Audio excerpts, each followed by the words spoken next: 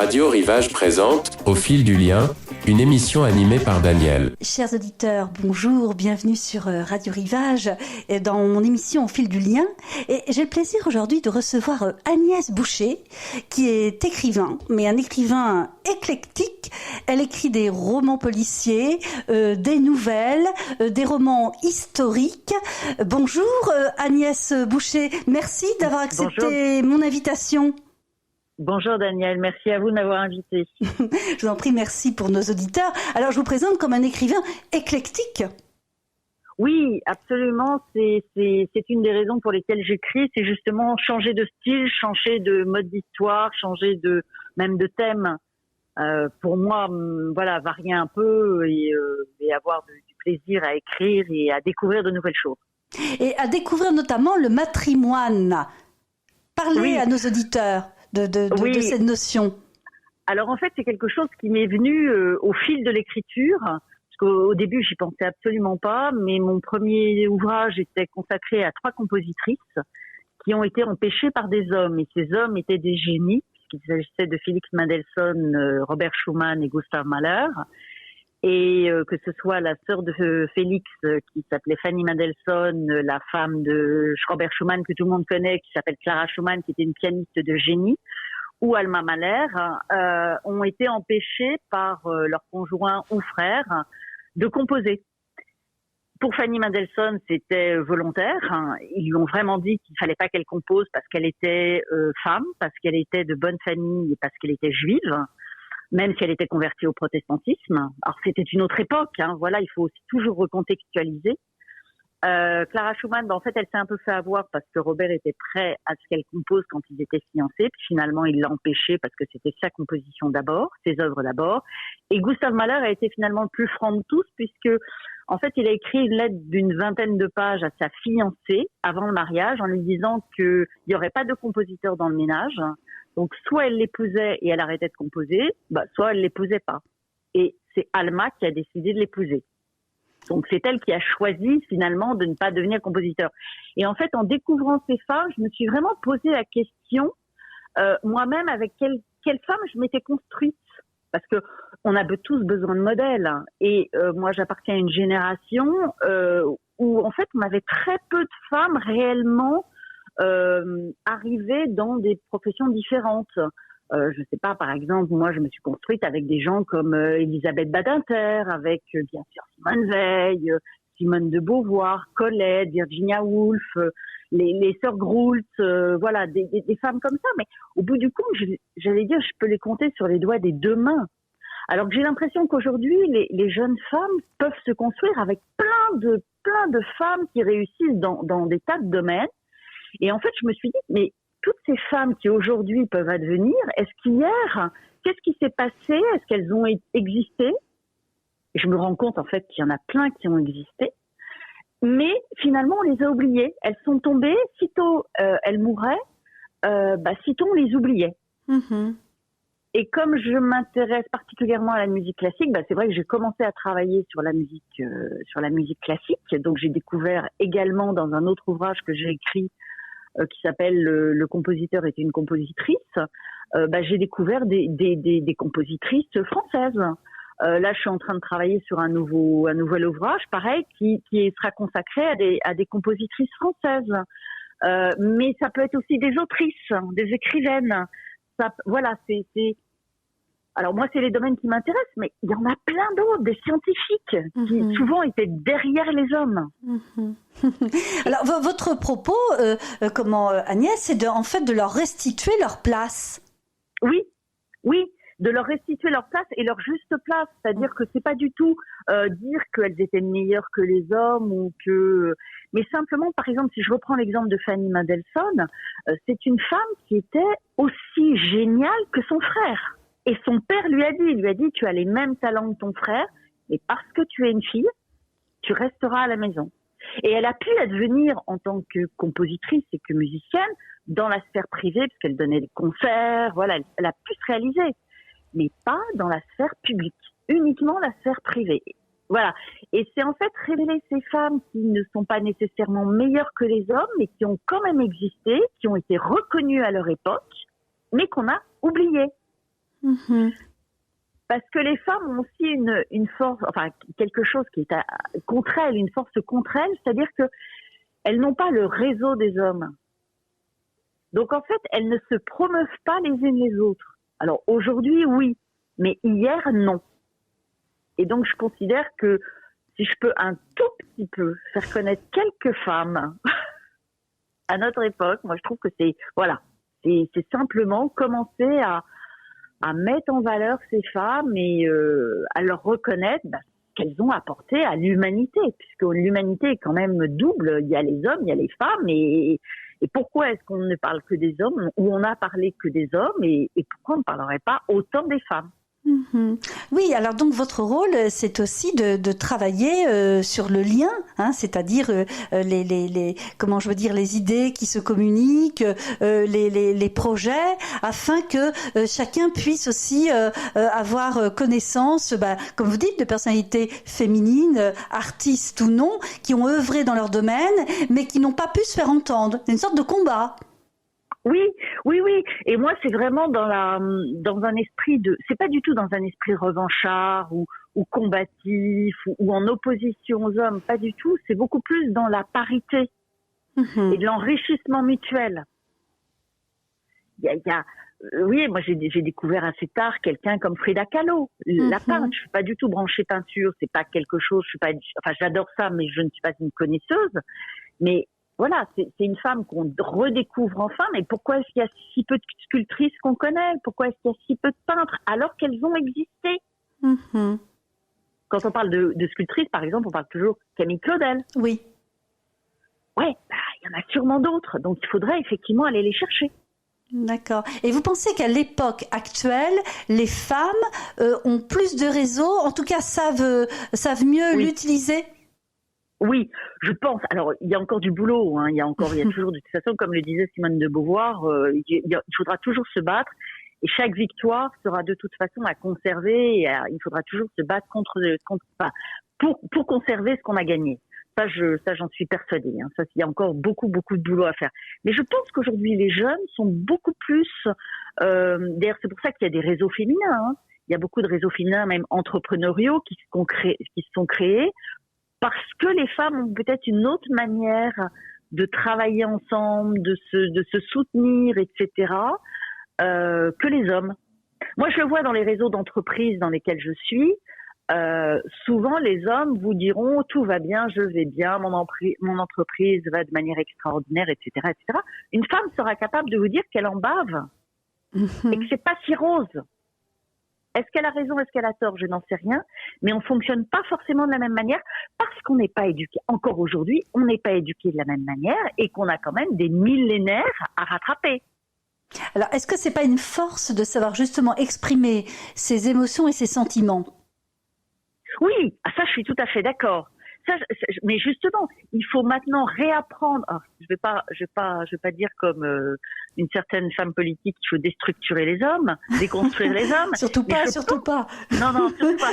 Mais ce que je veux dire, c'est que je pense qu'il faut vraiment, et là, c'est les femmes qui ont un vrai rôle à jouer et les mères, c'est-à-dire construire les hommes, les petits garçons, comme les filles, et les filles comme les garçons. Vous voyez ce que je veux dire?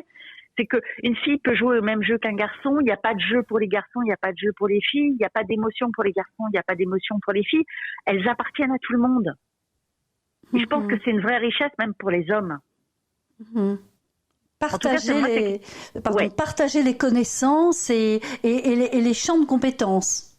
Exactement. Et puis, se découvrir finalement en soi, qu'on soit un homme ou une femme, quel que soit notre genre, puisque maintenant c'est le nouveau mot utilisé, découvrir ce qu'on a réellement en soi. Alors vous parlez, Agnès, d'art, de culture, de musique classique, d'histoire qui vous passionne, et d'une certaine manière, si on veut parler des hommes et des femmes, on peut aussi parler de leur appétence pour la créativité. Oui. Ça, c'est quelque chose qu'on peut partager. Absolument. Et la créativité n'est pas masculine. Le génie n'est pas masculin. Bien sûr. Il faut simplement le laisser s'exprimer. Alors oui.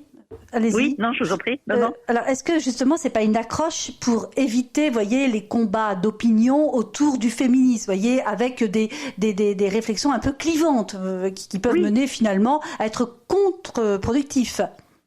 Oui. Moi, je pense sincèrement qu'on doit se construire ensemble. On peut s'apporter des tas de choses les uns les autres. Mm-hmm. On n'est pas obligé de se construire contre, on peut se construire avec. Oui. Et moi, toutes les histoires que je raconte, les hommes et les femmes, que ce soit des romans policiers, que ce soit les essais sur les compositrices ou que ce soit les romans historiques que j'écris, il y a des hommes, il y a des femmes, et en fait, on se rend compte qu'ils peuvent parfaitement advenir ensemble. Mm-hmm.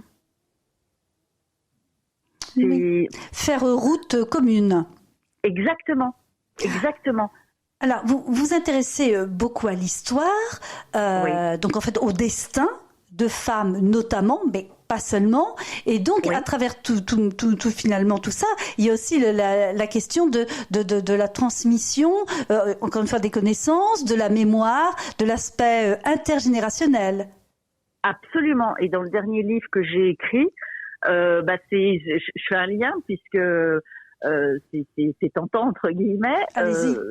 Le dernier livre que j'ai écrit est donc consacré à une femme que j'ai découverte très récemment, c'était avant le confinement, qui s'appelle Alma Rosé, qui était une violoniste, qui est née en Autriche et qui, elle, est vraiment dans la transmission puisque son oncle était Gustav Mahler. Son père était violoniste, il a été un des meilleurs violonistes européens à la fin du 19e et au début du 20e siècle, il s'appelait Arnold Rosé.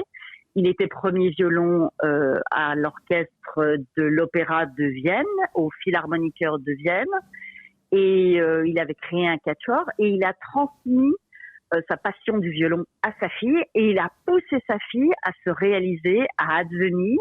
Elle a créé un orchestre à Vienne, un orchestre de femmes, mais elle interprétait des musiques entre guillemets sérieuses. C'était pas des musiques vaporeuses, etc. Comme trop souvent on pouvait le demander aux femmes de jouer de la musique.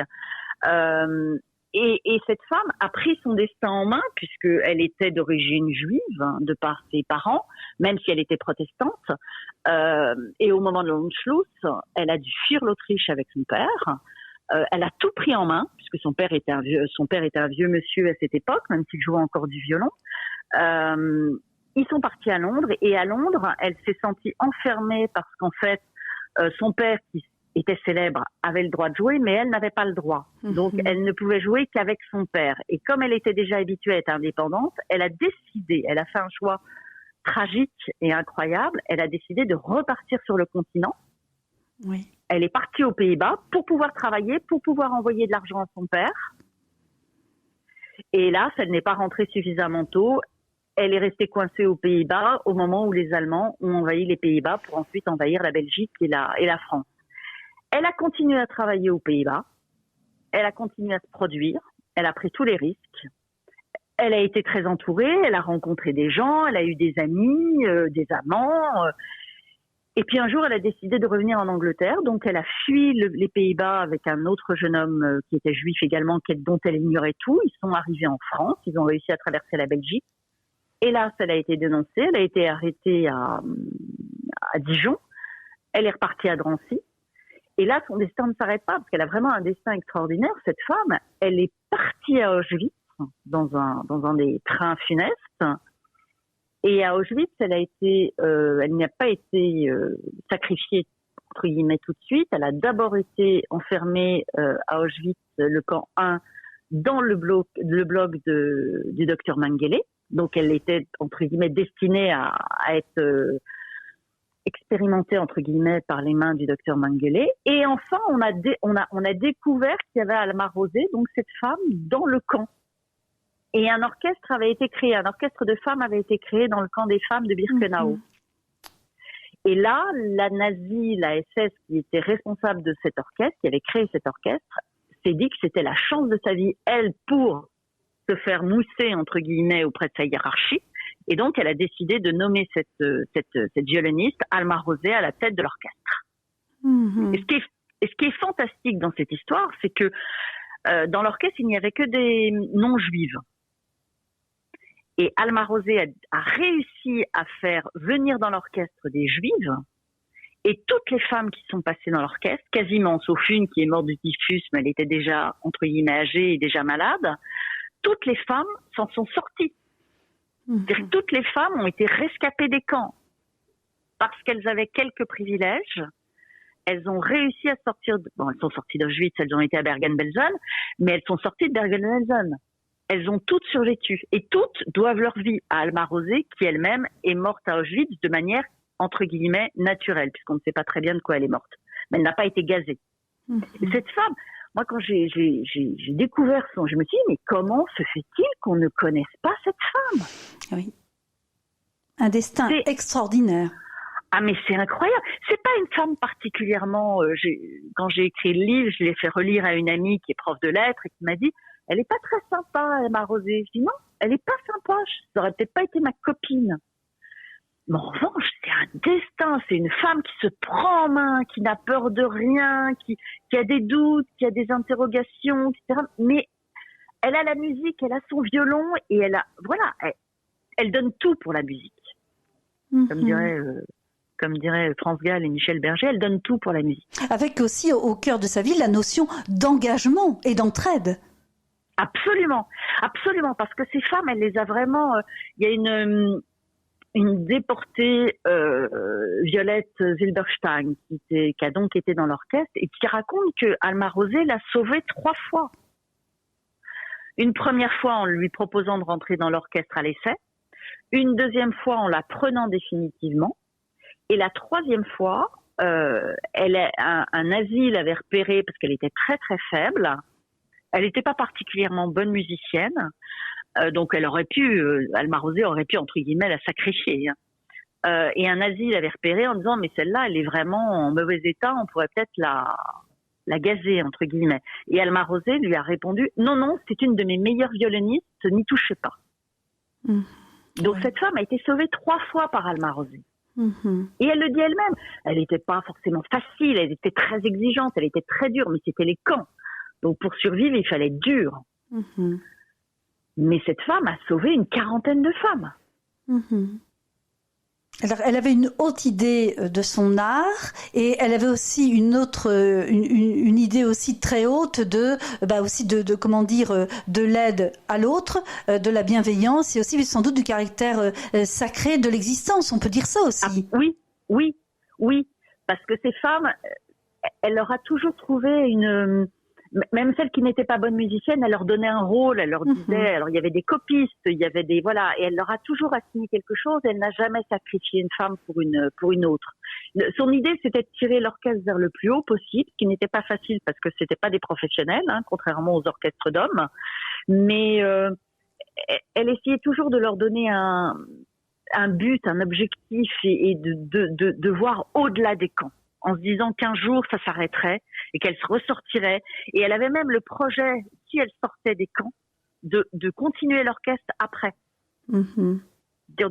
La musique a été un vecteur, et c'est ça qui est extraordinaire finalement. C'est là où on se rend compte que l'art, la musique.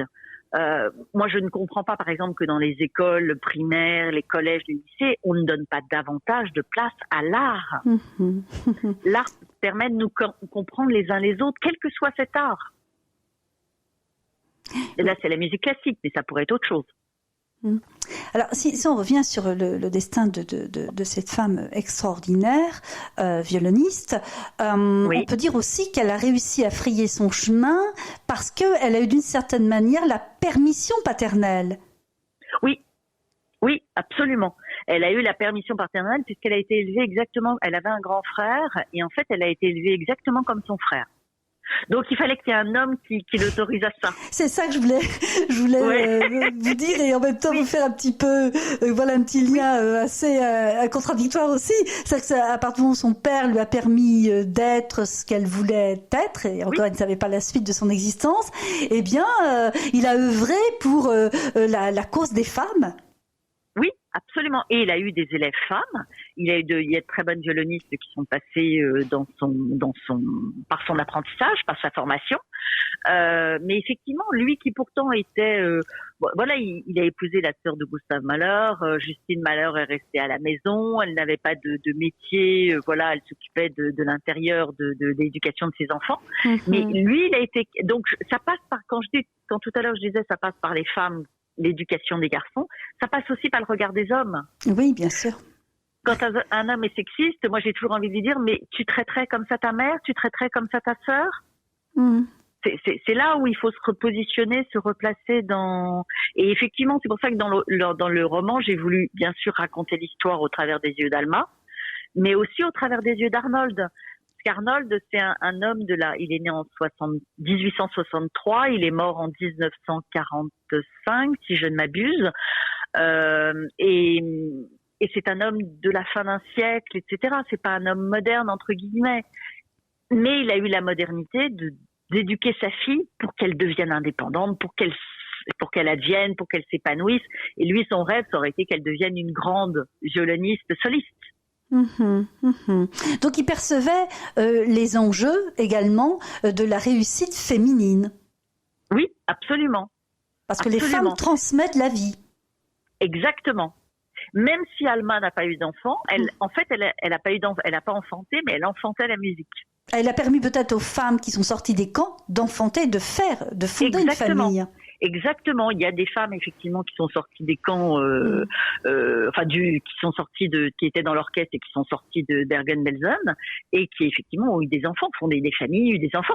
Il y a même eu la dernière musicienne de l'orchestre. Qui pareil, moi j'ai écouté ses interviews, j'ai lu son livre, etc. C'est un monument cette femme. Elle s'appelle Anita Lasker-Wallfisch, elle est violoncelliste, elle est partie à Londres après la guerre. Elle est rentrée, c'est dans le London Chamber Orchestra, je crois. C'est la dernière survivante de l'orchestre. Et cette femme est devenue violoncelliste grâce à l'orchestre, quasiment grâce à l'orchestre du camp finalement. Parce que c'est Alma qui lui a transmis sa rigueur, c'est Alma qui lui a transmis son professionnalisme, et cette femme est advenue en partie grâce à Alma. Alors, c'est une histoire effectivement que nous racontait Agnès passionnante, avec beaucoup de déclinaisons actuelles. Avec aussi des thèmes de réflexion très stimulants pour les uns et les autres, qui peuvent être partagés autant par les jeunes gens que par leurs parents et les grands-parents. Et donc l'art pour vous, la culture, c'est aussi un moyen d'aborder des questions qui sont douloureuses, parce que ce livre est douloureux tout de même.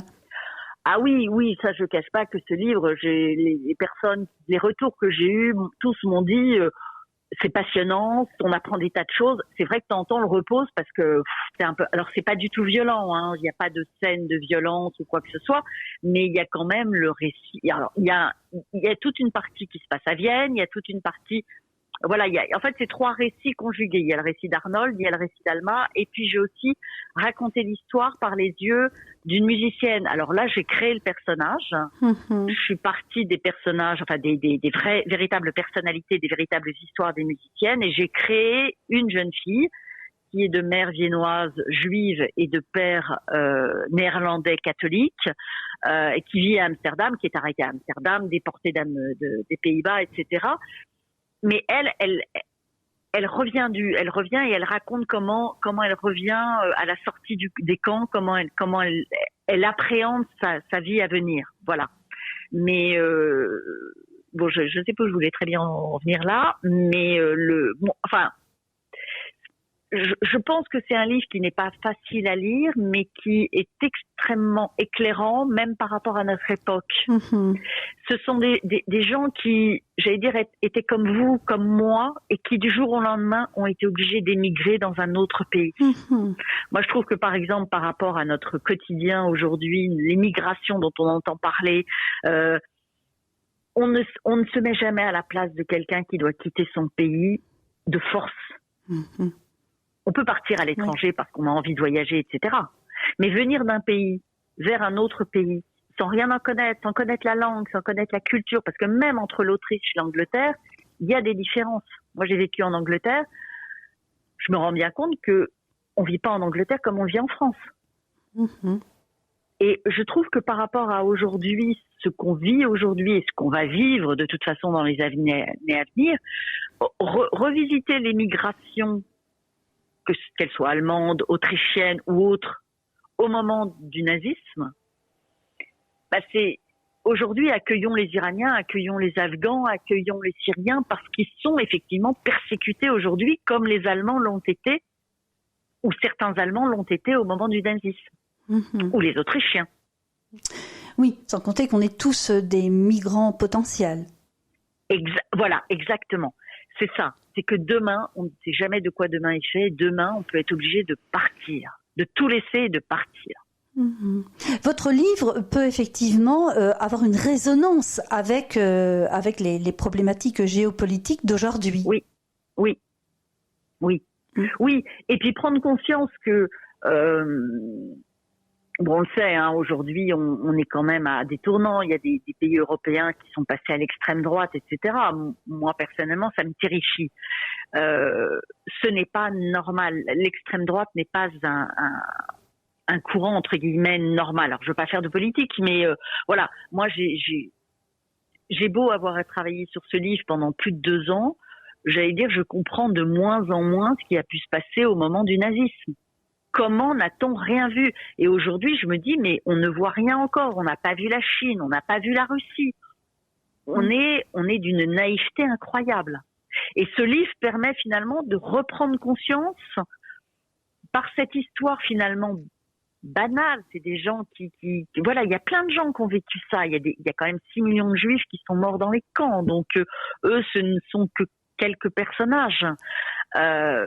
Mais souvenons-nous de ce qui s'est passé entre 33 et 45 à l'aune de ce qu'on vit aujourd'hui. Vous vous intéressez, Agnès, au destin particulier qui parle finalement des destins collectifs. Oui, parce qu'à l'aune de quelques personnes, on parle de tout le monde. Et je pense que c'est ça également qui vous intéresse dans aussi votre appétence pour transmettre et puis faire comprendre. Vous aimez l'histoire, donc quand on aime l'histoire, on aime également transmettre des idées et faire réfléchir. Oui, parce que je crois que l'histoire bégaye, elle se répète pas, elle bégaye. Enfin, il faut connaître son histoire. Alors son histoire déjà, l'histoire nationale, mais l'histoire européenne, l'histoire mondiale, pour pouvoir faire des choix demain, pour pouvoir réfléchir, pour pouvoir comprendre. On peut pas être dans l'immédiateté tout le temps. Il faut aussi savoir ce qui s'est passé hier pour mieux comprendre aujourd'hui et préparer demain. Alors, vous avez pris si on parle un peu technique littéraire, vous avez pris en fait le format, on peut dire, du roman. Oui. Pour éviter peut-être d'être trop dans le témoignage, même post-mortem si on peut dire, qui vous aurait peut-être plongé dans des choses peut-être plus difficiles, plus âpres à communiquer. Oui, puis en même temps, moi, c'est tellement atroce cette période que j'ai pas de légitimité entre guillemets. Je suis pas juive, je n'ai pas, ma famille n'a pas vécu d'horreur pendant la Seconde Guerre mondiale. Ils ont entre guillemets ni d'un côté ni de l'autre, si je puis dire. Enfin, en tout cas, voilà. Donc je me disais que j'avais pas de légitime. Vous voyez, par exemple, si j'écris un personnage de la troisième Anna, le troisième personnage, j'aurais pu prendre une musicienne de l'orchestre. Mais je n'ai pas de légitimité pour me mettre à la place de ces femmes-là. En tout cas, donc, vous ne vous donnez pas cette légitimité, donc vous préférez finalement aborder par le roman. Voilà, donc Alma parle à la première personne, mais parce que effectivement j'ai fait plein de recherches sur elle et qu'il y a des livres qui ont été écrits et que j'ai pu m'inspirer de ces livres. Pareil pour Arnold de Rosé, on connaît son histoire, etc. Mais me mettre à la place de Violette Silberstein ou d'Anita Lasker qui est encore vivante, c'est pas possible. Je peux pas. Il y a trop de souffrance dans cette histoire. Ça serait une autre histoire, voilà. Pourquoi pas? Quand j'ai écrit un récit sur les 10 ans de mariage entre Gustav Mahler et sa femme Alma Schindler, là j'ai fait du roman. Même si toujours basé sur des faits réels, je me suis mis à la place d'Alma, je me suis mis dans la tête d'Alma. Mais je me plante peut-être entre guillemets, peut-être qu'elle pensait pas du tout ça et qu'elle n'était pas comme ça. Alors, j'ai quand même travaillé sur son journal, j'ai quand même travaillé sur ses livres et puis sur ce qu'on avait écrit d'elle. Donc voilà, je ne pars pas de rien et c'est pas que de la pure imagination. Mais là, je me suis autorisée parce que c'est pas un personnage tragique, Alma Mahler. Mhm. Alors que les femmes qui ont été dans les camps, c'est trop atroce, quoi. Oui, puis parler de ce sujet, c'est aussi s'inscrire dans un devoir de mémoire collectif. Oui. Donc c'est plein d'enjeux et de responsabilité, on peut dire ça également. Oui, absolument. Alors, vous ne nous avez pas dit le titre de votre livre, c'est Le pays où poussent les bouleaux ? Oui, alors le pays où poussent les bouleaux, parce que Birkenau, ça veut dire en gros le pays où poussent les bouleaux. Il y avait à côté des fours crématoires un bois de bouleaux où ont eu lieu des massacres, etc., etc. Et il y a beaucoup de bouleaux qui poussent en Pologne. Donc voilà, voilà. C'est pour ça que j'ai trouvé ce titre. Je voulais pas que ça soit un titre qui soit en lien avec la musique, le violon, etc. Donc voilà, j'ai décidé de prendre ce. Un jour, je me suis demandé ce que signifiait Birkenau et je me suis dit tiens, ça fera un titre. Donc le voile est levé sur le titre un peu sibyllin. Voilà, exactement. Il est paru le 27 février 2023. Oui, il vient juste de paraître. Tout récent. Ouais, c'est un éditeur, une éditrice, les éditions Hélène Jacob. On peut le trouver en librairie, on peut le trouver sur le site de l'éditeur, on peut le trouver sur les plateformes. Oui, tout à fait. On mettra les références pour nos auditeurs. Oui. Et actuellement, Agnès, vous créez des sites internet pour des entrepreneurs et des artistes. Oui. En fait, moi, hélas, on ne dit pas de sa plume, sauf quand il y en a quelques-uns qui vivent de leur plume, mais on n'est pas, ils sont pas nombreux. Et donc moi en fait j'utilise entre guillemets ma capacité à écrire pour créer des sites internet et notamment pour créer des contenus qui permettent au site internet d'être visibles sur le net, sur le web, puisque c'est très facile de créer un site internet, mais après pour que les gens le voient, c'est beaucoup plus compliqué. Oui, alors il y a un travail de biographie concernant certains artistes et puis peut-être aussi un peu de roman, qui sait. Oui, il faut raconter des histoires. Un entrepreneur, c'est une histoire, donc il faut raconter l'histoire de. Ça, c'est intéressant aussi.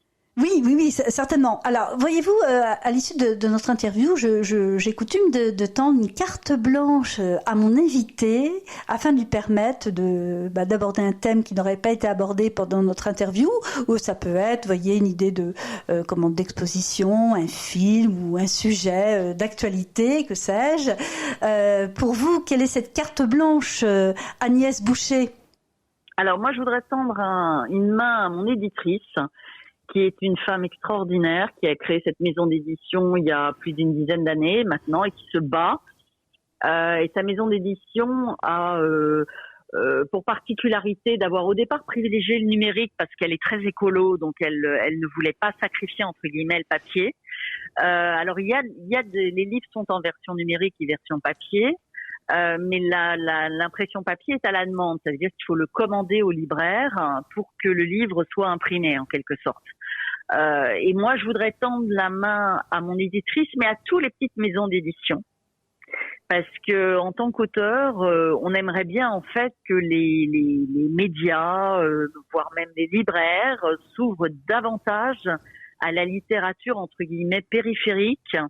Si je regarde le catalogue des éditions Hélène Jacob, il y a franchement des perles, mais on n'a pas la visibilité qu'aura n'importe quel auteur qui sort de chez Gallimard ou de chez Grasset, parce que voilà, il a un réseau, un service de presse, j'allais dire du copinage, j'en sais rien, mais en tout cas toute une machinerie qui permet d'être connue et d'être visible. Et j'aimerais bien que, là, ça peut venir aussi des lecteurs, c'est-à-dire s'ouvrir à d'autres maisons d'édition, s'ouvrir à d'autres choses pour découvrir et aider ces petites maisons d'édition à survivre, parce qu'un jour, elles vont disparaître si effectivement on ne les aide pas à advenir. Et si j'ai mis un post récemment sur les réseaux sociaux où je me rappelle plus de la phrase exacte, mais en gros, ça voulait dire, si vous lisez tous la même chose, vous allez tous penser la même chose. Oui. Et c'est un peu ça, moi, mon souci, c'est il faut vraiment, vraiment ouvrir les écoutilles pour, alors c'est pas forcément lire mes livres, etc., mais ouvrir les écoutilles sur d'autres choses pour comprendre, pour découvrir et pour s'enrichir. Alors, votre appel s'adresse aux lecteurs, aux auditeurs, Oui. notamment de Radio Rivage, Oui. également aux Oui. libraires. Oui, Hein, oui. là, n'oubliez pas que notre studio est à Arzon, tout près du port du Oui. Croisty. Nous avons une nouvelle Oui. librairie. Vous avez interviewé Oui. très récemment Xavier Dubois, Oui, un oui. libraire du port du Croisty. Nous allons transmettre, il va écouter votre interview, votre appel, votre demande. Alors moi, j'ai pas beaucoup de doutes parce que vous nous dites que maintenant les femmes savent utiliser leur réseau. Oui. Donc Alors ça moi, peut j'utilise- marcher. Oui. Oui. Vous voyez, si on mais fait moi, si on fait un petit rappel du début de notre interview, vous nous disiez, ben voilà, bah les oui. femmes à l'époque n'avaient pas trop de réseau, maintenant elles en ont. Alors ça ne peut plus l'énergie communicative que nous entendons à travers cette interview, donc ça ne peut qu'aboutir. Ah bah écoutez, je le souhaite en tout cas. Le vent Partageons votre souffle. optimisme. Le vent souffle sur la presqu'île de Ruisse, donc chacun nous entend. On est bientôt dans la période très attendue de la semaine du golf, riche Oui. en événements Oui. festifs, mais aussi pas seulement, vous voyez, maritime. C'est une fête maritime. Il y a aussi beaucoup de livres qui vont sortir, d'expositions, de dédicaces. Donc effectivement, cette interview, on va la diffuser, rediffuser, et puis on attendra d'avoir, voyez, les retours du vent et des marées à venir. Donc, est-ce que ça vous convient, ça, Agnès Boucher? Absolument. Et si des lectrices et des lecteurs Bien veulent sûr. que je vienne chez eux leur dédicacer leur livre, c'est pas un problème. Mais écoutez, vous êtes Je suis invité. à Vannes. Mais oui, mais Je reviens dans la presqu'île quand ils veulent. Mais écoutez, vous êtes l'invité. Vous savez que Radio Rivage, donc sa ligne éditoriale, c'est la question sociale et la culture. J'ai envie de dire que ça Oui. ne fait qu'un. Oui. Et puis c'est aussi, si vous voulez, d'être force de proposition et de relayer tous les projets innovants et les idées qui nous permettent, si vous voulez, de rester en lien. Oui. Vous voyez, donc Oui. votre appel s'inscrit totalement dans nos Absolument. besoins et nos désirs. Absolument. Bien écoutez, chère Agnès, cette interview se termine. Merci infiniment pour la richesse, la qualité de votre réflexion et puis avec beaucoup de passion pour cette interview pour nos auditeurs de Radio Rivage, de plus en plus nombreux, et notamment les jeunes gens qui nous écoutent. Merci beaucoup. Merci à vous, c'était très agréable. Merci à vous. Réciproquement, je remercie Marie-Noël, mon assistante, qui m'a aidé à préparer cette interview. Je remercie Bertrand qui s'occupe du son, de la technique, du montage, qui m'assiste à chaque émission. Je dis à bientôt à nos auditeurs de Radio Rivage pour mon émission Au fil du lien. C'était Au fil du lien, une émission animée par Daniel sur Radio Rivage.